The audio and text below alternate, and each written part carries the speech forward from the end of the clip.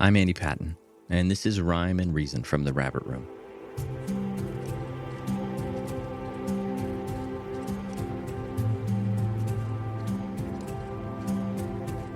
Each season we look at the life and work of one poet, starting with Gerard Manley Hopkins.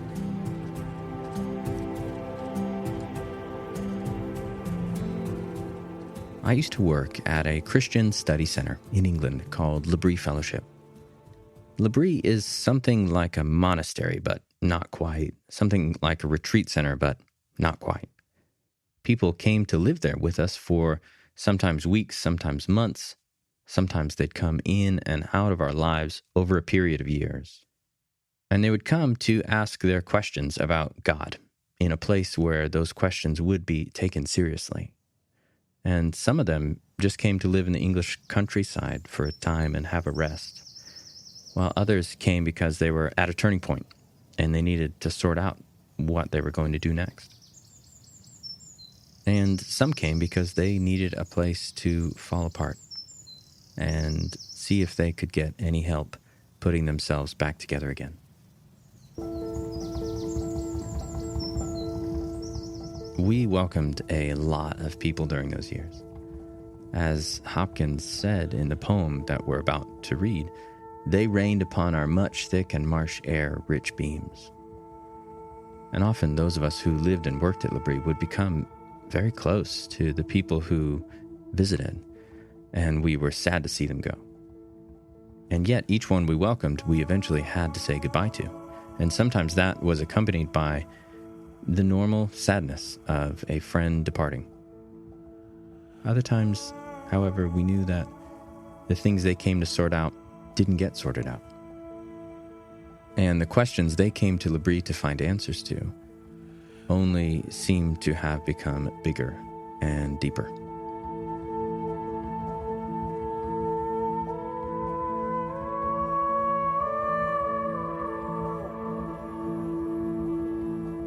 And so there was a custom on the last day of term. That morning, all the students had to leave by 10 to get the 10:30 train to London, so everyone gathered in the large dining room for a long final breakfast together. And I always stood up at some point during the meal and read Hopkins' poem, The Lantern Out of Doors, as a way to say goodbye and to wish them well and to give them back to Christ, their ransom, their rescue, and first, fast, last friend.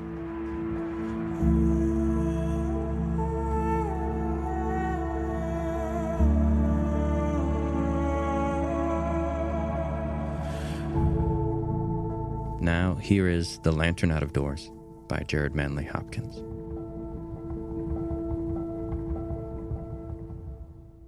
Sometimes a lantern moves along the night.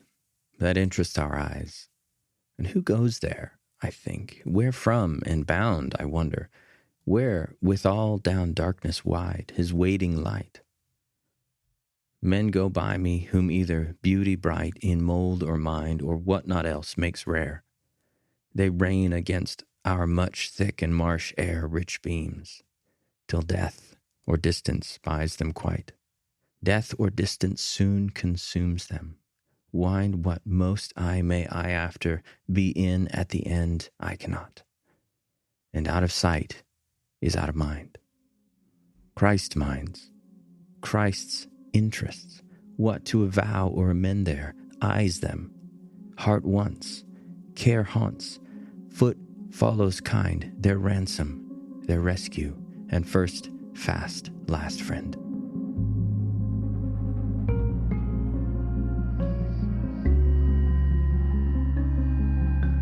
I was reading an article the other day about Hopkins, and it started with the line, "You don't need to know anything about Hopkins' life to understand his poetry." And that is just not true. But rather, as we come to know his poetry, we can also come to know his life. And there's a lot there. And that's why we're going to explore his poetry and learn about his life. Because when you get to know the poems, you see the man who wrote them. And when you understand more deeply his life and his experiences, new layers of meaning appear in all his poetry. The Lantern Out of Doors was one of only 49 poems that comprise his mature work, none of which were published during his short life. Not many people even read his poetry when he was alive. In fact, in one letter, Hopkins listed all of the people who had ever read his work, and it amounted to maybe 20 people. And many of his early readers had critical things to say about his poetry or about his talent as a poet. They didn't like it. They didn't understand it, or they thought it was too difficult or too strange. And their feedback could be pretty brutal. His best friend wrote of The Wreck of the Deutschland that you could not pay him any amount of money to read it again.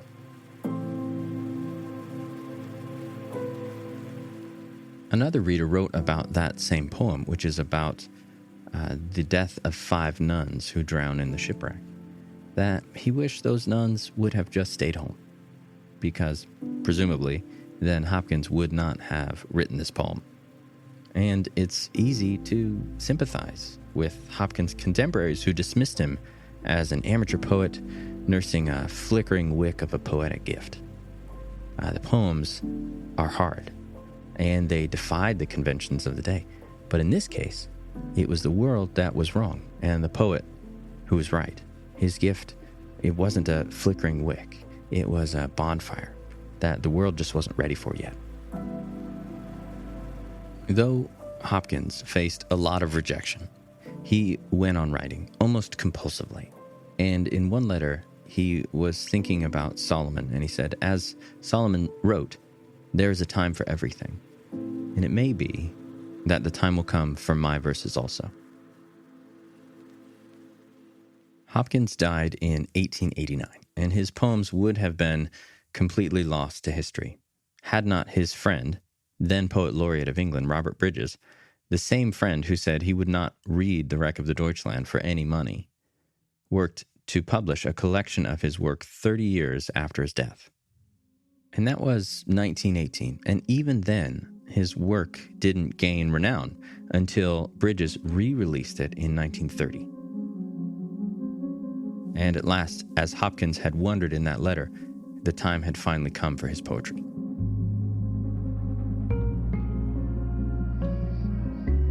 Remember, the world had gone through the tumult of World War I. The Lost Generation poets had unleashed their tide of beautiful disenchantment on the literary world. This is after Eliot's Wasteland, and after Ezra Pound's Cantos, and Hemingway's stark prose. E.E. Cummings was just entering the scene with his bizarre, rule-breaking word choice and line breaks. And all along, unsung and unknown, a tormented Jesuit had been there 50 years before them, talking about God and falcons and trout and lanterns bobbing down the lane in the dark. As one writer put it, Hopkins unintentionally spearheaded modernity in poetry by short-circuiting all trends with his intrusive genius. Today, Hopkins is one of the most anthologized writers in all of English literature, and his strange, sprung rhythm that was so rejected by his contemporaries has spawned legions of imitators.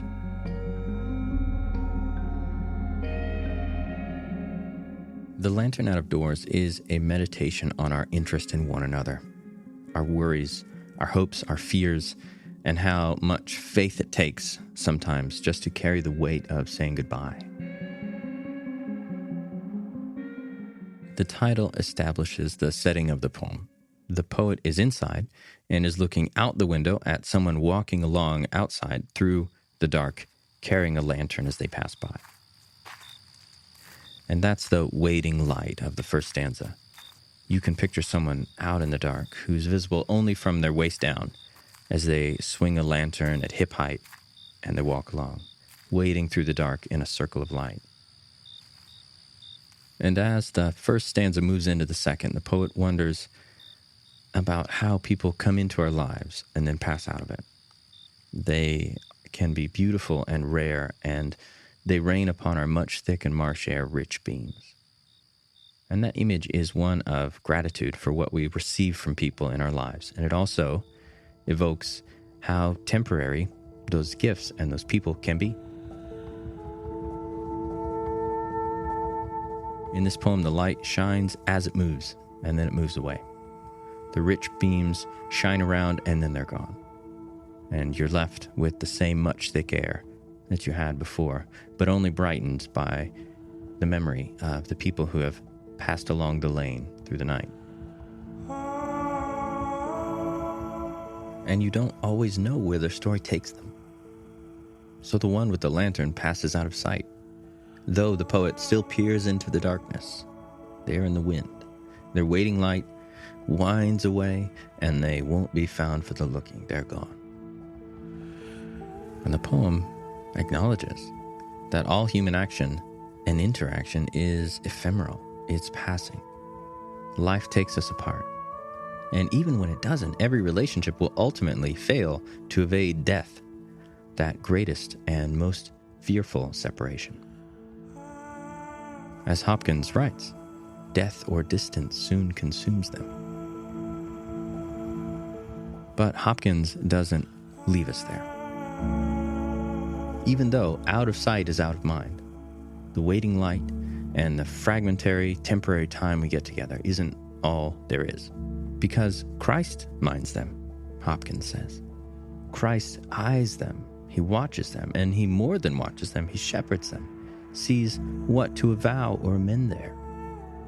So the tone of the whole poem is transfigured at the end. It was swooping down to dark and forgetting and death and distance. But for Christ who is always near, dogging our steps, even, says Hopkins, haunting us with his care. And isn't that the crux of the Christian story of reality? Though sometimes it seems that all we have is a small, waiting light. Our ransom, our rescue follows us, and he remains, despite everything, our first, fast, last friend.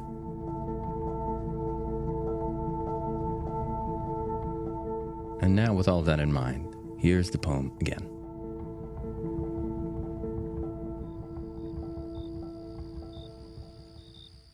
Sometimes a lantern moves along the night. That interests our eyes. And who goes there, I think? Where from and bound, I wonder? Where, with all down darkness wide, his waiting light? Men go by me whom either beauty bright in mold or mind or what not else makes rare. They rain against our much thick and marsh air rich beams, till death or distance buys them quite. Death or distance soon consumes them. Wind what most I may I after be in at the end I cannot. And out of sight is out of mind. Christ minds, Christ's interests, what to avow or amend there, eyes them. Heart wants, care haunts, foot follows kind, their ransom, their rescue, and first, fast, last friend.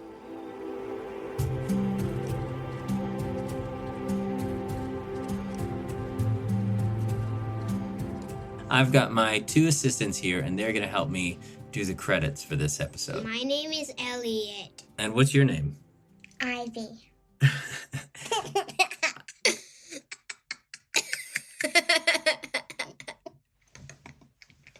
All right, you ready? Here we go. Music from this episode was from Flight of the Inner Bird by Yehezkel Raz. You want to try Flight that? of the Inner Bird. Bird? Flight of the Inner Bird by Yehezkel Raz. Flight of the Inner Bird by Yehezkel Raz. That's close enough. Corals on the Reefs. Corals on the Reefs. By Jia Lee. By Jia Lee. Yearning by Michael F.K. And Pure Land by EVOE. The sound design and editing is by Nate Sheppard. You can get more poetry from the Rabbit Room by subscribing to our newsletter at rabbitroompoetry.substack.com. I cannot say that.